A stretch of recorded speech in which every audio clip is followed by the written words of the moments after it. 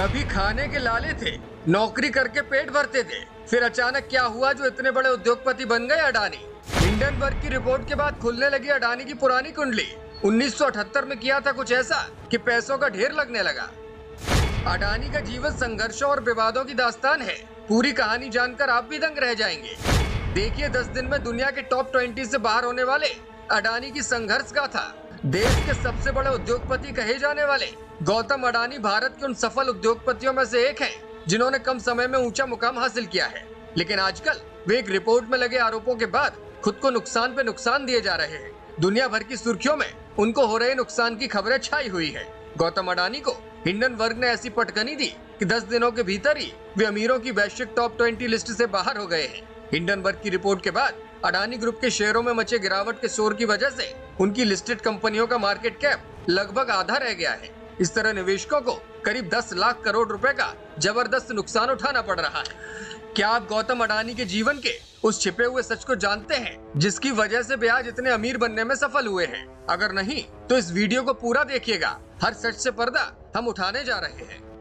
गौतम अडानी 24 जून 1962 को अहमदाबाद के एक छोटे से कस्बे थराड में पैदा हुए। गौतम अडानी के 6 और भाई बहन हैं। उनके पिता कपड़े का व्यापार करते थे।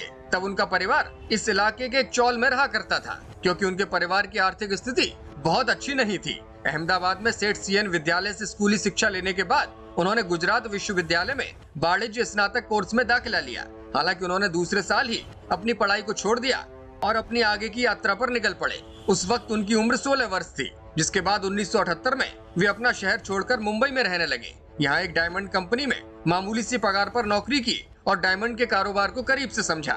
इसके बाद 1981 में वे गुजरात वापस आए और अपने भाई की प्लास्टिक की फैक्ट्री में काम शुरू कर दिया। इसके बाद उन्होंने पीछे मुड़कर नहीं देखा। 1988 में कमोडिटी का आयात निर्यात करने वाली कंपनी के रूप में अडानी एंटरप्राइजेज की शुरुआत हुई। साल 1991 में हुए आर्थिक सुधारों की बदौलत अडानी का व्यापार जल्द ही सफल होने लगा। उन्होंने अपने कारोबार के बारे में बताते हुए कहा है कि उनका पहला ट्रेड जापान की एक कंपनी के साथ था। इसके कमीशन के तौर पर उन्हें 10,000 रुपयों की कमाई हुई थी। शुरुआती दौर में राजीव गांधी और नरसिम्हा राव सरकार की नीतियों से उन्हें व्यापार बढ़ाने में काफी मदद मिली। अडानी ने अपने एक इंटरव्यू में बताया उनके जीवन का सबसे अच्छा ब्रेक साल 1985 में मिला। तब राजीव गांधी ने लोकसभा चुनाव जीता और उनकी सरकार ने आयात नीति बदल दी। ट्रेडिंग में मेरा अनुभव नहीं था, लेकिन मैंने सीखा और छोटे उद्योगों को पॉलीमर की सप्लाई शुरू की। मेरे वैश्विक ट्रेडिंग व्यापार की नींव यहीं से पड़ी। साल 1991 में भारत में विदेशी मुद्रा संकट आया और देश में 10 दिन से कम की विदेशी मुद्रा बची थी। तभी तत्कालीन नरसिम्हा राव सरकार ने रुपए का अवमूल्यन किया था और निर्यात बढ़ाने के लिए बड़ा कदम उठाया था। वे आगे कहते हैं कि मैंने बड़ा ट्रेडिंग हाउस बनाने का फैसला किया और पॉलीमर, मेटल, टेक्सटाइल में ट्रेडिंग शुरू कर दी। फिर देश में हम सबसे बड़ी ग्लोबल ट्रेडिंग कंपनी बन गए। मैं उस वक्त सिर्फ 29 साल का था। स्केल और स्पीड को हमने महत्व दिया। ट्रेडिंग के साथ साथ पोर्ट के व्यवसाय से जुड़े 1995 में गुजरात सरकार ने एवं SEZ का संचालन किसी निजी कंपनी को देने का फैसला किया था। बिजनेस स्टैंडर्ड की रिपोर्ट के मुताबिक साल 1995 में गौतम अडानी की कंपनी को मुद्रा पोर्ट के संचालन का अनुबंध मिल गया। यह गौतम अडानी के जीवन का एक बड़ा मोड़ साबित हुआ। आज यह निजी क्षेत्र का सबसे बड़ा पोर्ट बन चुका है। अडानी ने फिर पीछे मुड़कर नहीं देखा। 1996 में अडानी पावर लिमिटेड अस्तित्व में आई। इसके बाद धीरे धीरे माइंस, पोर्ट और रेलवे के कारोबार में भी कदम रखा। इसके साथ ही अडानी पर सबसे बड़ा आरोप ये लगता है कि उन्होंने मोदी सरकार का फायदा उठाते हुए अपने बिजनेस तैयार किए हैं। अडानी की जीवनी पर छपी एक किताब में लेखक RN भास्कर लिखते हैं कि गौतम अडानी का जन्म एक सीमित संसाधनों वाले परिवार में हुआ था। उनकी तरक्की का ये सफर आम लोगों के लिए एक प्रेरणा का स्रोत है, लेकिन उनकी प्रगति विवादों से भी घिरी रही है।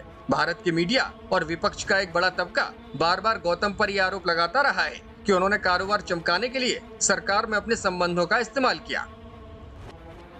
हालांकि एक बड़ी सच्चाई ये भी है कि उनकी तेज तरक्की कांग्रेस सरकारों में ज्यादा हुई। आर्थिक उदारवादी नीतियों के कारण वो लगातार देश में सबसे बड़े उद्योगपति बनने की राह पर चल पड़े थे। ब्यूरो रिपोर्ट, मीडिया हलचल।